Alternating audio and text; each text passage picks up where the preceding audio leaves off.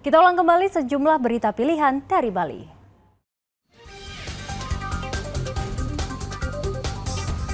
Hujan deras menyebabkan jalan di desa Pejeng Aji menuju desa Kliki Tegalalang di Kabupaten Gianyar terputus, tertutup longsoran tanah.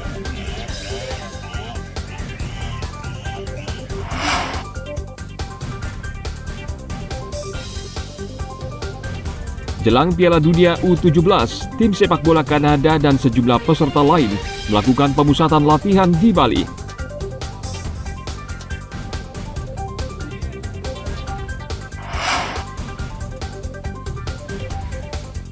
Mencoba kuliner legendaris es Waneng Tabanan yang telah ada sejak tahun 1938.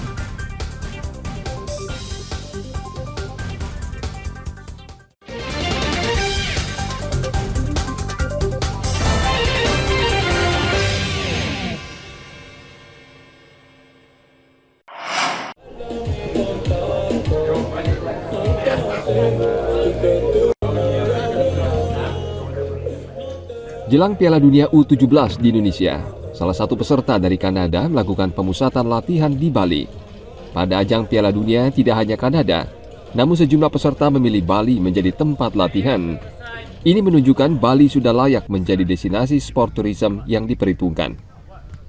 Tim asuhan pelatih Andrew Olivieri ini berlatih di lapangan 4 Bali United Training Center di Pantai Purnama Gianyar, yang juga digunakan 3 peserta lainnya.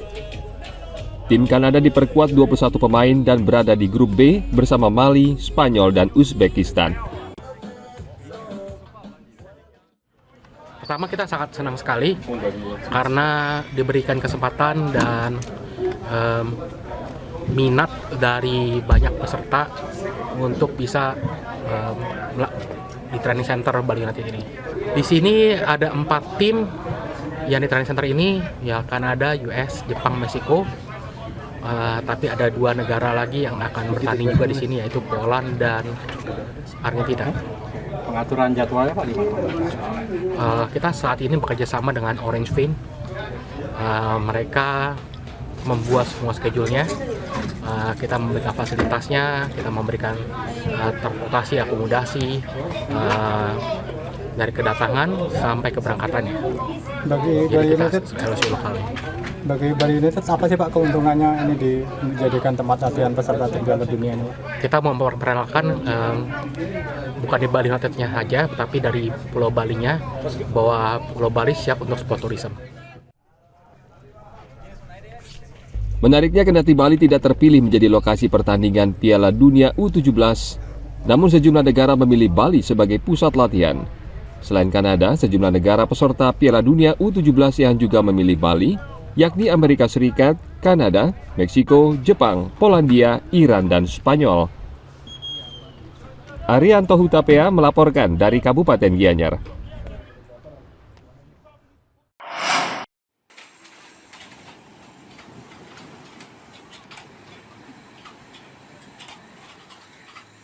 Tidak banyak yang tahu jika desa Sempalan Kelot di Kabupaten Kelungkung merupakan salah satu daerah di Bali yang memproduksi kain tenun endek.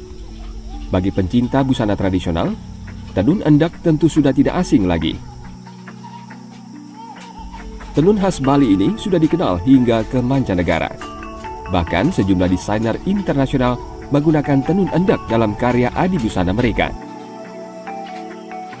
Di Sempalan Kelot ini, Niwayan Sri Asih selama 28 tahun membuat tenun endek.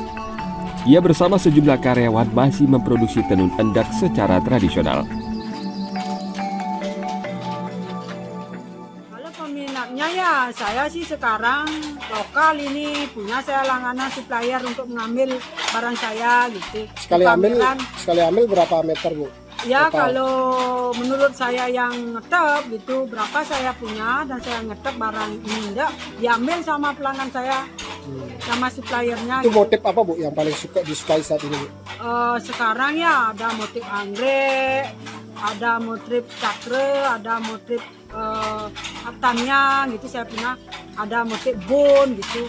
Dan kalau ada juga orang yang mesen, dia menurut dia dikasih saya contoh gitu. Kain tenun endek memiliki motif yang khas seperti bunga anggrek, cakra, tamiang, hingga motif bun. Rata-rata Sri Asih bisa memproduksi 2 meter kain endak per hari, namun tergantung cepat atau lambat proses pengerjaan. Tenun ikat endak telah dikenal sejak abad ke-16 dan terus berkembang hingga saat ini. Umumnya, para pembuat tenun endak ini merupakan usaha turun-temurun. Selain Kelungkung, endak juga ada di Gianyar, Karangasem, Buleleng, atau Jembrana.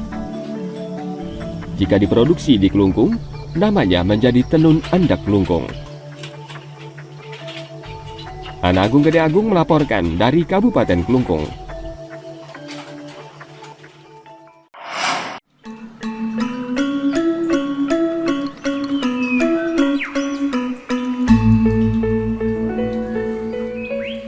Kabupaten Tabanan memiliki kuliner legendaris es waneng yang telah ada sejak tahun 1938 silam. Es waneng dijual di sebuah kedai sederhana Jalan Mawar, Grogak Gede, Tabanan. Minuman ini disukai warga karena rasanya enak dan menggunakan bahan alami.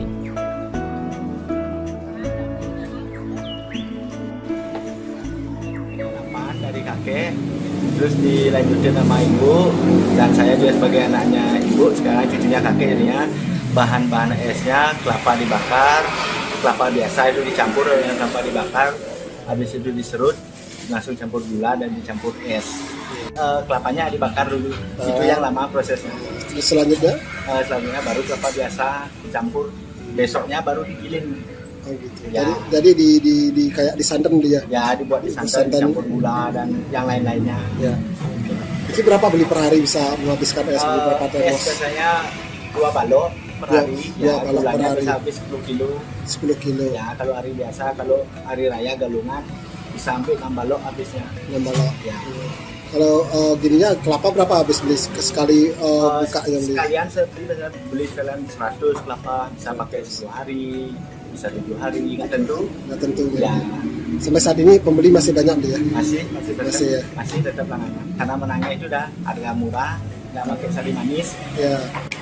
Niki jam bukanya dari jam berapa dia? Dari jam 10 sampai jam 6. Jam 6 sore ini. Ya, tanpa libur, kecuali lebih. Oh gitu. Ya. Untuk gininya beli per porsi berapa beli per gelas? Esnya 2.000, rotinya 1.000. Jadi semuanya 3.000 beli. 3.000 ya. Ini pertama kali saya kesini, tapi rasanya enak. Kenal dari teman, katanya ini legend di sini. Apanya yang membuat rasanya yang beli enak? Dari campuran dari esnya ini, kayak pakai gula Bali itu kayak. Gula Bali ya. Iya. Rasanya memang dari dulu sama sih, dari kecil di sini sering beli ini. Dari Denpasar ke sini pas lagi ke Tabanan Oh, gitu gitu. aja. Apanya yang membuat enak es lendok? Campuran Manisnya apa? Manis. pas, habis itu diisi roti enak.